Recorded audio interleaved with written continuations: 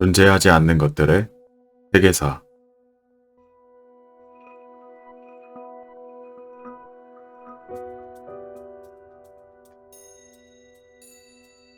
엔트. 영국 요정 엔트는 숲에 살며 나무를 돌보는 숲의 소신이다. 반지의 제왕에서 나무 모습의 거인 종족으로 등장한다. 영화에서는 정의의 편에 서서 악의 화신 사우론에 맞서 싸운다. 엔트는 사람처럼 숲속을 걸어다니면서 나무의 일을 가르치고 나쁜 나무를 잠재운다. 또한 나무꾼이 나무를 베지 못하도록 숲을 지킨다. 나무에 해를 입히지 않으면 사람들을 해치지 않는다. 사람의 말을 할 수 있어서 사람과 대화도 가능하다. 나무를 찍는 도끼를 싫어해 도끼를 든 드워프도 싫어한다. 수명이 길어서 6,000살쯤 살며 가족을 이루기도 한다. 엔트의 아내를 엔트와이프, 아이를 엔팅이라 부른다. 사촌으로는 애플트리맨과 그린맨이 있다. 늙은 엔트는 점점 잠이 많아지고 나중에는 정말 나무처럼 되어버린다. 나무로 변한 엔트를 포른이라고 한다.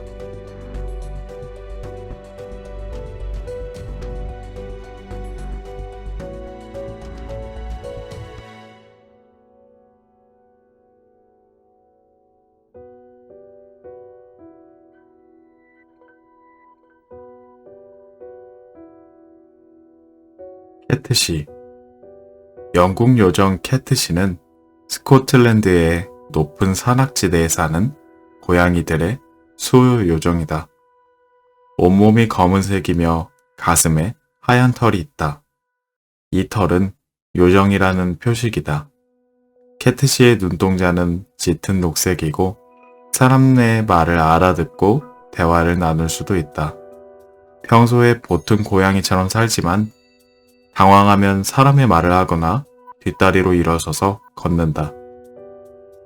캐트시들은 자기들만의 왕국이 있는데 궁전은 나무의 구멍이나 회가에 있다. 인간처럼 계급 사회를 이루며 살아간다. 캐트시 왕족은 몸을 황소만큼 크게 만들 수 있다. 모든 캐트시는 움직이는 기척을 없앨 수 있어서 어둠 속에서도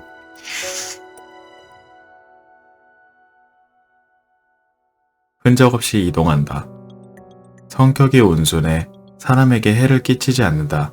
그러나 학대를 받으면 학대한 사람을 캐트시 왕국으로 끌고 간다. 옛날 스코틀랜드를 여행하던 한 청년이 우연히 고양이 왕의 장례식을 치르는 광경을 목격했다. 고향으로 돌아온 청년은 그 사실을 친구들에게 이야기했다. 친구들은 그 말을 믿지 않았고 오히려 청년을 비웃었다. 그때 마침 검은 고양이가 지나가다가 청년의 말을 듣고 벌떡 일어서며 소리쳤다. 고양이 왕의 장례식이라고? 그럼 아버지가 돌아가셨다는 말이야? 검은 고양이는 흐느끼며 숲을 향해 쏜살같이 달려갔다. 그제야 친구들은 청년의 말을 믿게 되었다. 프랑스 작가 샤를 페로의 장화시는 고양이에서 캐트시는 꾀를 부려 주인을 돕는 고양이로 그려진다. 아일랜드의 민담에 따르면 5월째 전야에 고양이 왕이 주최하는 비밀 집회가 열린다. 집회에 참석한 고양이들은 인간 사회에서 보고 들은 정보와 비밀스러운 지식을 서로 교환한다.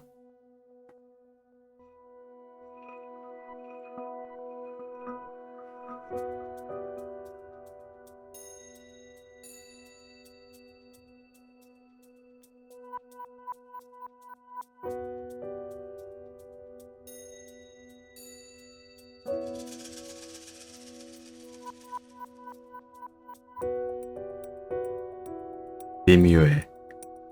영국 요정 디뮤에는 매우 아름답고 우아하다. 니니안 또는 니나브로 불리기도 한다.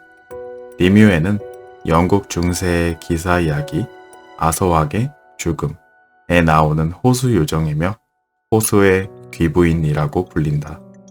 또한 호수의 여왕으로 불리기도 하는데 호수에 있는 요정의 나라를 다스렸기 때문이다. 그리고 세일렌의 딸이라는 이야기도 전해진다.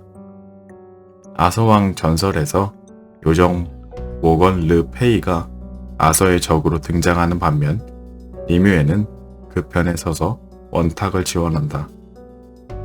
니뮤에는 한때 마법사 멀린의 연인이었으며 멀린의 마법을 모두 배웠다고 한다. 멀린은 그녀에게 주문 하나로 타인을 억류하는 마법을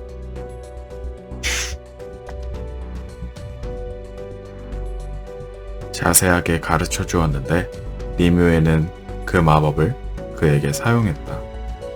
멀린은 너무 사랑해 독차지하려고 숲속의 큰 바위 밑에 영원히 가두었다.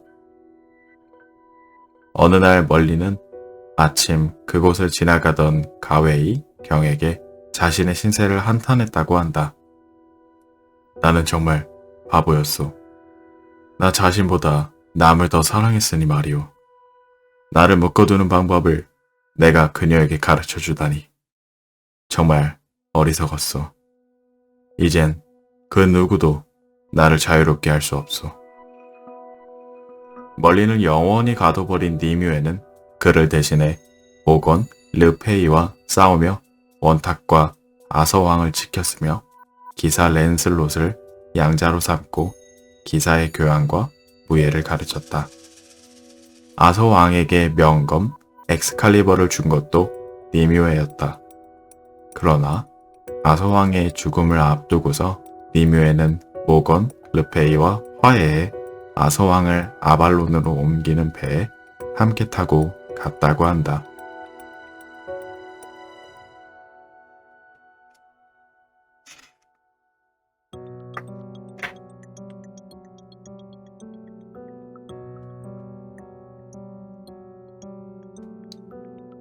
닉스. 독일의 닉스는 물의 요정이다. 여자는 닉시라고 부른다. 이빨은 녹색이고 손가락과 발가락 사이에 물갈퀴가 있다는 점 말고는 인간과 구분하기 어렵다. 인간의 말을 잘하고 머리가 좋다. 평소 녹색 모자를 즐겨 쓰고 다닌다. 그들은 호수와 강의 밑바닥에 자신들만의 왕국을 세우고 살아간다. 닉시는 금발의 곱슬머리를 가진 아름다운 소녀의 모습을 하고 있다. 화창한 여름날 물가에 앉아 머리를 빗으며 노래하는 모습이 종종 사람에게 목격된다. 그녀의 목소리는 매우 아름다워 세일렌과 비교될 정도이다. 그 목소리와 아름다움에 취한 사람은 예외 없이 물에 끌려가 목숨을 잃고 만다.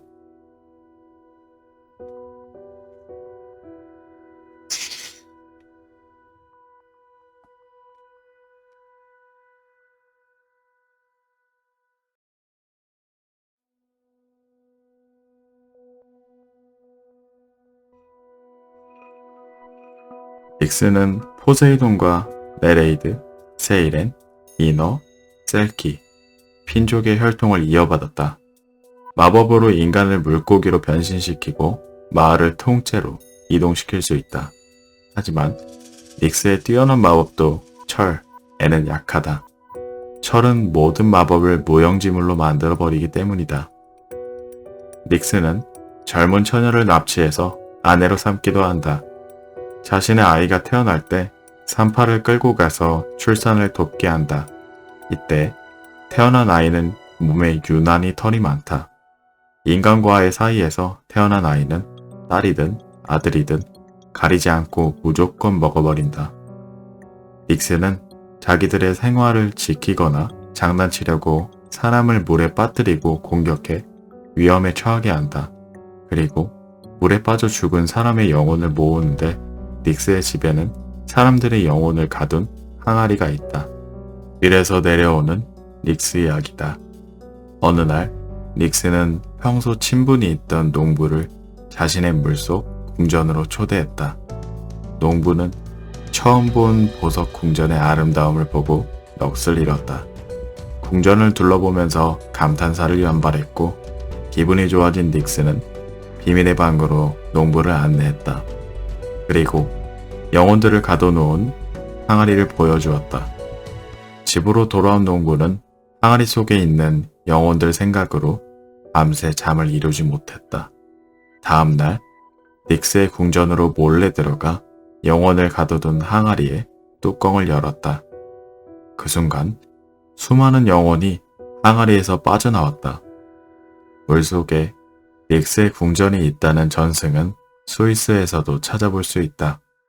독일에서 닉스가 남성 요정, 닉시를 여성 요정으로 구분하지만 스위스에선 닉스의 성에 구분이 없다. 스위스 사람들은 루첼은 북은 산꼭대기에 있는 추크호에 한때 닉스들의 궁전이 있었다고 믿었다. 호수의 수면 아래에는 깊이 자리 잡은 유리궁전이 있었고 엘프왕이 그 왕국을 다스렸다고 한다. 밤이 되면 엘프왕의 아이들이 호수 근처 마을로 내려와 청년들과 어울리곤 했다. 이야기에 따르면 한 닉스가 마을 청년과 깊은 사랑에 빠졌다. 닉스는 밤이면 연인을 만나 사랑을 나누고 새벽이 되면 아쉬움을 뒤로한 채 호수 속 궁전으로 돌아가야만 했다. 모든 물의 요정이 그렇듯 닉스도 땅에서 무한정 머물거나 영원히 살 수 없었기 때문이다. 닉스는 인간 연인을 설득해 물속 자기 집으로 데려갔다. 마법을 이용해 연인이 물속에서 생활할 수 있도록 해주었다. 하지만 연인이 고향과 가족, 친구를 그리워하는 마음만은 마법으로도 바꿀 수 없었다. 시간이 지날수록 상소병은 깊어졌고 그의 몸도 차츰 수척해졌다.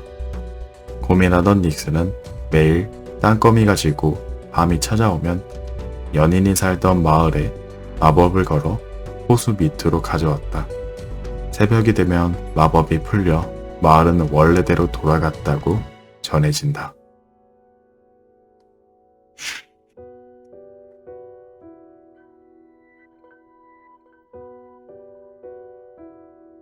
루살카. 러시아 물의 요정 루살카는 가한과 샘에서 산다. 봄이 되면 물에서 나와 숲과 들판에서 여름까지 머무른다. 젊은 여자의 모습이며 피부가 창백해서 병적인 느낌이 든다. 그러나 머리가 길고 매우 아름답다. 강과 호숫가에서 춤추고 노래하며 지나가는 남자를 유혹한다. 루살카의 요염한 미소에 넘어가지 않는 남자는 없었다고 한다. 심지어 금욕적인 생활을 하는 수도승도 예외는 아니었다. 루살카는 남자를 강으로 끌고 들어가서 온몸을 콕콕 쑤시면서 죽을 때까지 괴롭힌다. 그러나 수수께끼 내기를 좋아해 자기가 낸 수수께끼를 알아맞히면 풀어준다. 또 어부의 그물을 찢고 비를 부르고 물레방아와 둑을 망가뜨리기도 한다. 주로 여름에 활동하며 육지로 올라와 물가와 숲 등지에서 춤을 추고 나무 위로 올라가 논다. 루살카가 춤을 춘 곳에서는 풀과 나무가 유난히 잘 자란다. 슬라브 민속에서는 연인들에게 배신당해 자살한 여인과 혼전 임신을 한 여자가 죽으면 루살카가 된다고 믿었다. 슬라브 신화에서 루살카는 남자를 유혹해 물에 빠뜨려 죽이는 위험한 요정으로 악명이 높다. 하지만 체코에서는 악한 요정이 아니라 아름답고 선한 요정이다. 사람을 진정으로 사랑해서 오히려 사람에게 버림받는 존재로 알려진다. 어느 달 밝은 밤에 한 왕자가 호수에서 물놀이를 즐기고 있었다. 루살카는 그 왕자를 보고 마음을 빼앗겨 아버지 보자노이에게 사람이 되어 왕자를 만나고 싶다고 부탁했다. 그러나 보자노이는 루살카에게 사람이 될 생각은 하지도 말라며 나물었다. 하지만 왕자에 대한 그리움으로 애를 태우는 딸을 보자 그도 마음을 돌려 마녀 예지바바를 소개해준다. 예지바바는 정령을 사람으로 바꾸는 능력이 있었다. 루살카에게 사람이 되면 결국 사람에게 배신당할 것이며 모습은 사람으로 변해도 사람의 말을 할 수는 없다고 경고했다. 그러나 루살카는 왕자를 만나고 싶은 욕심에 경고를 무시하고 예지바바가 주는 마법의 물약을 마셨다. 사람이 된 루살카는 무척 아름다웠다. 그녀를 본 왕자는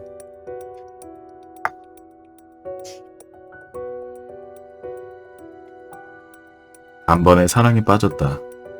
왕자는 그녀에게 청혼했고 루살카는 사랑을 배신하지 않는다는 조건으로 청혼을 받아들였다. 그러나 왕자는 약속을 어기고 마는데 결혼식 하객으로 외국에서 온 공주의 유혹에 넘어가 루살카를 버린 것이다. 배신의 충격을 받은 루살카는 깊은 슬픔에 빠져들었다. 그 사실을 알게 된 보데노이는 딸을 다시 호수로 데려갔다. 하지만 사랑하는 사람에게 배신당한 루살카는 물의 요정으로 돌아갈 수 없었다.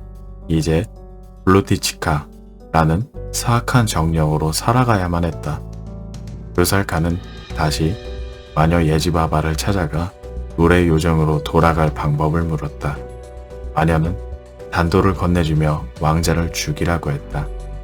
사랑을 배신한 왕자의 피만이 다시 요정으로 돌아가는 유일한 방법이었기 때문이다. 하지만 루살카는 자신을 배신한 왕자를 아직도 사랑하고 있었기에 죽일 수 없었다. 사랑하는 사람을 지켜주기 위해 희생을 선택하고 결국 블루티치카로 변해버렸다. 한편 루살카를 배신했던 왕자는 새로 연인이 된 외국 공주에게 버림을 받는다. 왕자는 그제야 루살카를 배신한 자신의 잘못을 깨닫고 깊이 뉘우치지만 루살카는 이미 그의 곁을 떠난 뒤였다. 왕자의 가슴에는 루살카에 대한 그리움이 가득 쌓여갔다. 왕자는 루살카를 찾아가서 진심으로 용서를 빌었다.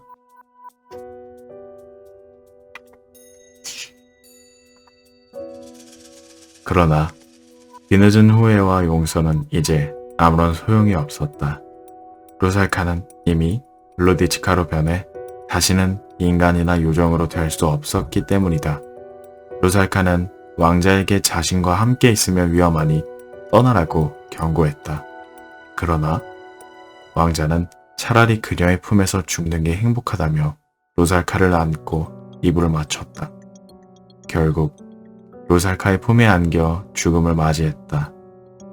연인을 잃은 루살카는 영원히 슬픔에 잠기고 말았다. 루마니아에도 루살카와 비슷한 루살리라는 정령이 있다. 자살이나 결혼 전에 사고로 죽은 여자, 혼전 임신을 했다가 죽은 여자가 하늘에 오르지 못하고 창공을 맴도다가 루살리가 된다고 한다. 이들은 여름밤에 숲속에서 둥그런 원을 그리고 둘러서서 서로 춤 솜씨를 자랑한다. 루살리들이 춤을 추고 지나간 자리에는 풀들이 마치 불에 탄 듯 말라 죽는다. 그러나 시간이 지나면 그 자리에 화려한 꽃들이 피어나는데 소와 양은 그 풀을 절대로 먹지 않는다고 한다. 만약 사람이 실수로 루살리들이 춤추던 자리를 밟으면 심한 중병을 앓는다. 이 병을 로아드 데 루살리라고 부른다. 병을 치료하려면 컬루샤리 놀이를 해야 한다. 컬루샤리는 보통 11명의 사람들이 모여 특별한 민속 의상과 복장을 갖추고 주술적 성격의 춤을 추는 재래 의식의 일종이다. 러시아 시인이자 작가인 푸시킨은 루살카 이야기를 문학작품으로 남겼고 체코 민족 음악가인 드보르작은 오페라로 각색했다. 이 오페라는 그의 작품 중 가장 뛰어나다고 평가받는다.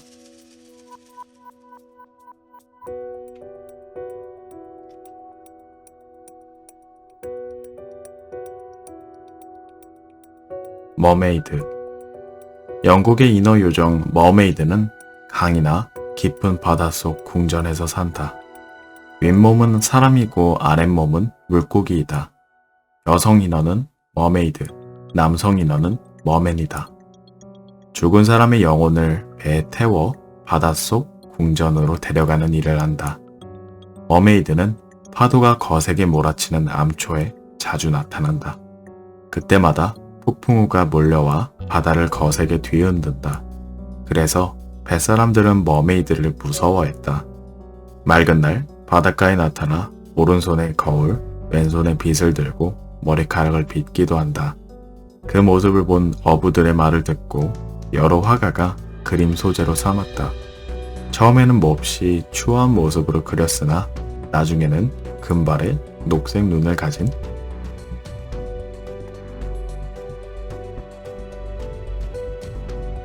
아름다운 여성 인어로 바뀌었다. 폴란드 수도 바르샤바는 인어의 도시이다.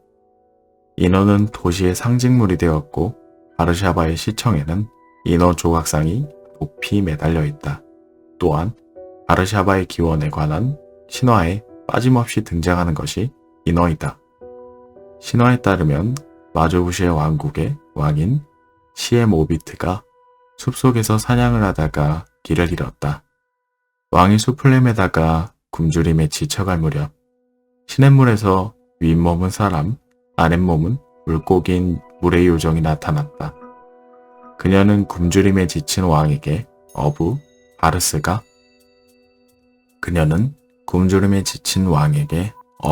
바르스의 오두막집으로 가는 새길을 알려주었다. 바르스와 아내 바르샤는 지치고 굶주린 왕을 정성 다해 극진히 대접했다.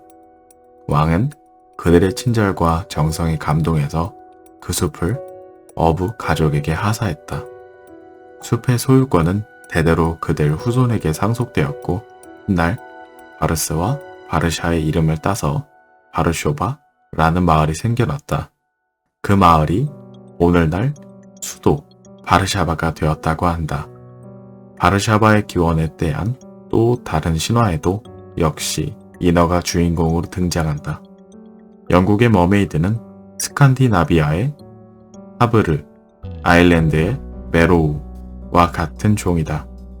고대 이집트 사람들도 바다에 인어와 같은 존재가 산다고 믿고 인어를 숭배했다. 인어 숭배는 그리스, 바빌로니아, 페르시아, 인도 등 많은 곳에서 이루어졌다. 인어를 보았다는 이야기는 수없이 많다. 또한 과거 뱃사람들이 포유동물인 듀공을 보고 인어로 착각했다는 말도 전해진다.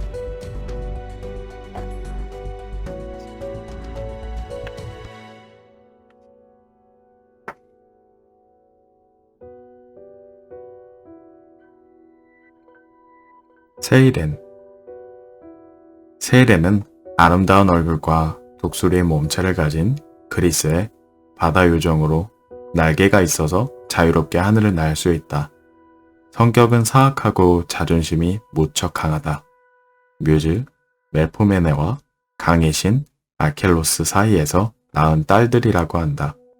전승에 의하면 세이렌은 둘이나 셋 또는 넷이 등장하는데 그 이름도 서로 다르다. 둘이라는 설에 따르면 히메로파와 헬크시에페이아이다. 셋이라는 설에는 그 이름이 리게이아, 레우코시아, 페르테노이다. 아폴로도로스에 의하면 한 세일에는 수금을 뜯고 다른 하나는 노래를 하고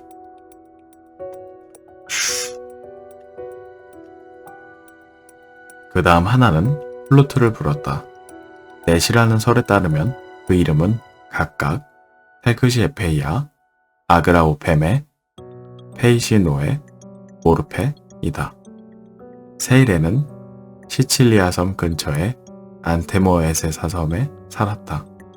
아름답고 달콤한 목소리로 노래를 부르며 뱃사람들을 홀렸다. 그 노래를 들은 뱃사람들은 누구나 넋을 잃었고 배는 바위에 부딪혀 난파당했다. 물에 빠진 뱃사람들은 모두 세이렌의 먹이가 되었다. 뱃사람들은 세이렌이 사는 바다를 마의 해역이라고 부르며 피해 다녔다. 그들에게는 세이렌은 두려움과 공포의 대상이었다. 세이렌이 사는 섬에는 수많은 시체와 해골이 산더미처럼 쌓여 있었다. 노랫소리를 듣고도 섬을 통과한 배가 있으면 세이렌은 바다에 몸을 던져 죽게 되리라는 예언이 있었다. 이 예언은 이아손과 아르고 원정대 그리고 오디세우스 일행에 의해서 2번이나 실현되었다.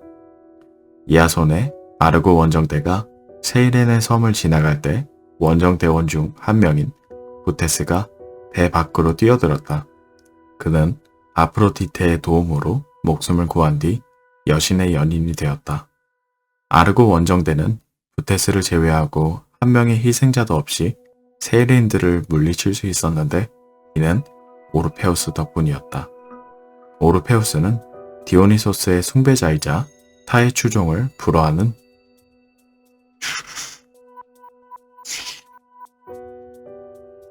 천재적인 음악가였다. 그가 수금을 연주하면 주변의 나무와 바위까지 춤을 추었다고 한다. 오르페우스의 음악은 너무나 달콤해서 아르고호의 원정 대원들은 세이렌의 노래 대신 모두 그의 연주에 귀를 기울였다고 한다. 덕분에 아르고호는 쉽사리 유혹을 피할 수 있었다. 트로이 전쟁을 승리로 이끈 그리스군의 영웅 오디세우스 일행도 세이렌의 섬을 무사히 통과했다. 그는 키르케의 충고에 따라 유혹을 피하고자 부하들의 귀를 밀랍으로 막게 한 뒤 자신의 몸을 돛대에 묶게 했다. 세이렌의 노랫소리가 들리는 곳에 이르면 자신이 아무리 간청해도 절대 풀어주지 말라고 부하들에게 명령했다. 하지만 오디세우스 일행은 6명을 잃은 뒤 겨우 유혹을 벗어날 수 있었다. 전해지는 이야기에 따르면 세이렌은 원래 페르세포네를 따르는 연인들이었다. 하데스가 페르세포네를 납치하는 것을 막지 못해 그 벌로 추한 모습으로 변했다고 한다. 또 뮤즈들과 노래를 겨루었다가 패했다는 이야기도 전해진다. 오늘날 세이렌은 여러 모습으로 우리 곁에 있다. 1819년 프랑스 발명가 투르라는 자신이 발명한 경보장치에 사이렌이라는 이름을 붙였다. 그는 그리스 신화에 나오는 세이렌이 노래로 사람들을 위험에 빠지게 한 것에 착안해 소리로 위험을 알려주는 경보장치에 그 이름을 따다 붙인 것이다. 스타벅스 브랜드명은 소설 백경에서 유래했다. 창업주였던 고든 보커, 제럴드 제리 볼드윈, 지브식을 세 사람은 백경을 좋아했는데 이들은 소설에 등장하는 1등 항해사 스타벅의 이름을 따서 브랜드명으로 정했다. 스타벅이 3명이라는 뜻으로 스타벅스가 되었고 세이렌을 로고로 만들었다.